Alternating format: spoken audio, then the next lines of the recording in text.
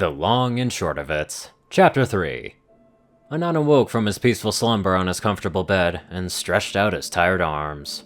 Wait, my arms! Excitedly reaching in, he used his hands to grab his human face. I can't believe it. I've been restored. Anonymous woke up. The hands that he felt on his pony face were only magical projections that he'd cast in his sleep. With a forlorn sigh, he hopped out of bed. Not the best way to wake up, but he couldn't let himself be too down. After all, now he had things to enjoy in real life. Things like the fact that he'd spent all of yesterday hanging with his new friend. Man, so this is what those friendship pamphlets my social worker gave me were talking about. I feel great. And now, thanks to his new friends, he knew all of the actually good places to go in Canterlot. Previously, he just kind of wandered around on the days that he didn't work, but now he could wander with destinations. Feels good, man. Anon merrily trotted into the bathroom to begin his morning routine. Passing nothing but a sidelong glance at the gift basket of makeup and fancy shampoos that boss had given him, he hopped into the shower and got to work. Magic ethereal hands might not be fully able to replace flesh and blood, but they were certainly more versatile. So with a scrub here and a scrub there, and of course, a little bit of dental hygiene, and he was ready to start his day. With a smile on his face and a song in his heart, Anon headed for the front door of his apartment, and the smile on his face and the song in his heart faded away, as he remembered that he'd forgotten something. Returning to his closet with the newfound gusto of a man walking into a funeral parlor, he opened the door to reveal his old clothes. But sadly, that's not what he was there for. He revealed his unsought collection of ball bras. Lots and lots of ball bras. God, that's a lot of ball bras. Thanks, every single man in the office. Now, that was a downer, and yet he knew his options were limited. He could either A, wear one and suffer a sense of wrongness from deep within the soul, or B, go with his heart and forego the ridiculous garments and be treated like a deviant, and probably get molested, plus he'd almost certainly get a lecture from his boss about proper stallion behavior and the importance of properly integrating into equestrian culture.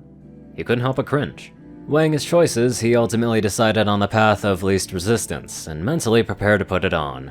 On the upside, it blended into his fur so he didn't look ridiculous, but merely felt it. Deeply. Looking closer, he noticed the gift note that accompanied it still taped on and folded inside. This must be one that I haven't worn yet. Reaching out with his telekinetic hands, he unfolded the paper. Make sure you and your F-cup balls pay me a visit sometime, stud. Here's my address. He stopped subjecting himself to the unfiltered psychological damage that was the note and tore it off. As flattering as those notes and the similar real-life statements seemed at first, after responding to a few of them, he knew he was better off ignoring them. Now free of objections, the bra was as comfortable as he could make it, so with a bit of a heavy heart, he strapped in. Now, he was ready. Confident that he would at least be settled, with a little less social stigma than usual, Anon headed out of the door. Looking on the bright side of things, the odds were that besides a cat call or two, his trip down the road to today's semi-mandatory visit to the office would go by in a flash. Jargon Justification, chief executive of the Canterlot Canterer, the fifth most read newspaper in Canterlot, looked up from her desk and watched as the cute little number that she had to thank for their newfound success walked in the door. Anonymous. And would you look at that, he was actually wearing one of the ball bras the office mares gave him. Good for him. Normally she'd never dream of employing a stallion, their place was in the home after all. But Jargon's herd sister, Tender Care, was his social worker. She'd been asked personally by the princess to assist with his integration into equestrian society, and she'd made a hell of a case for him. Apparently he was foreign. Really foreign. Which was why he was so rough on his customs and social cues. Rough to the point where he was nowhere near finding a herd and desperately in need of a job just to keep a roof over his head. What kind of mother would leave their colt to fend for themselves before he even found himself a herd? It was despicable. Her herd sister's heart went out for the colt, and after hearing the story, Jargon's did too. So after seeing the aptitude in his cutie mark and a surprisingly can-do attitude for a colt, she was willing to offer him a place and work for her paper. Nothing hard, of course, Celestia forbid, just some easy fluff, fashion, and gossip pieces. You know, the normal stuff that colts liked. As often as he asked to be given real stories, he always knocked those fluff pieces out of the park. He clearly must get something out of them, and Jargon knew what she got out of them. Readers and sales. Stallions normally had no use for newspapers, after all they were full of things for mares to care about, like news and politics. Nothing they had to worry their handsome little heads over. But having one write articles about things that stallions did care about had boosted their readership tenfold. Dozens upon dozens of stallions in Canterlot had heard that her paper had real fashion and gossip from a real stallion. Why would they let their mares buy a newspaper with articles written by a mare who clearly didn't care, when they could instead get one with articles written by Anonymous, a stallion like them, who clearly did, no matter how much he said that he didn't? It was a winning formula, and Jargon Justification knew better than to mess with success. She would certainly call this arrangement a win-win. He got money, an education on proper stallion behavior from yours truly, and her readership had been climbing ever since she hired him. It was, dare she say, the perfect system. Though she was sure, like the stallion that he was, he found a way to complain about something when he wasn't in the office. So as always, she was looking forward to seeing what he had come to hoof in today. He'd said something about the other day about sun hats. Jargon couldn't be bothered to remember, but she was sure it was very exciting to a stallion, though.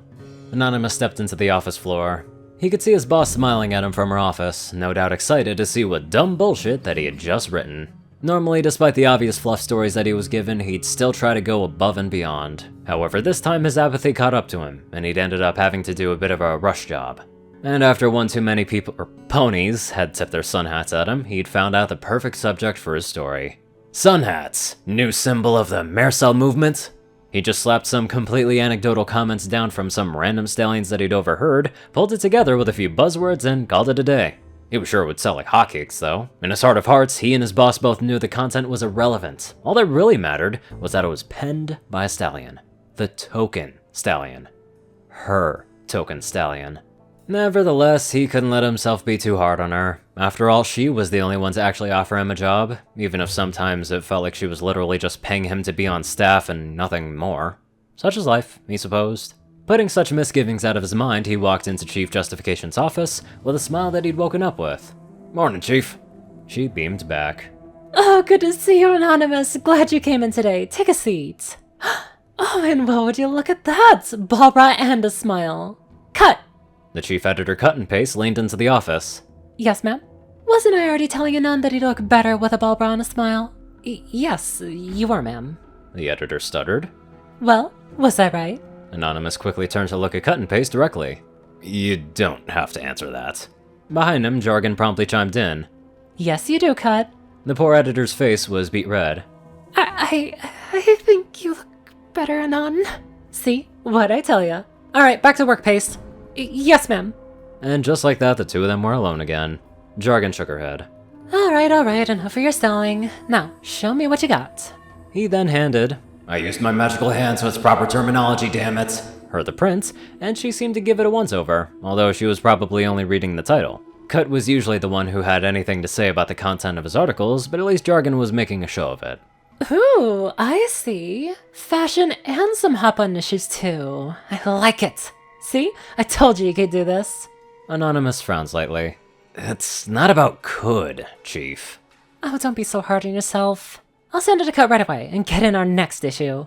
A feeling of satisfaction bloomed in his chest. Bullshit or not, it was nice to get something that he made out there. It made him feel like he was actually doing something. Getting up to go, he turned back.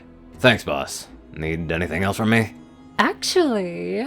Jargon leaned in, a tiny bit closer than he'd like. Morale's been a little low in the office. Could you, just kind of walk around for an hour or two? Strut your stuff, you know. Oh, no. Seeing every pony's favorite rider around would just be the thing to lift every pony's spirits. He took a sharp breath. Come on, Anon. It's only for a little while. Maybe you can make some more friends. You really need this job. You really need this job. Sure, Chief. He sighed. Happy to help. That's my Colt! He felt a sharp slap on his backside.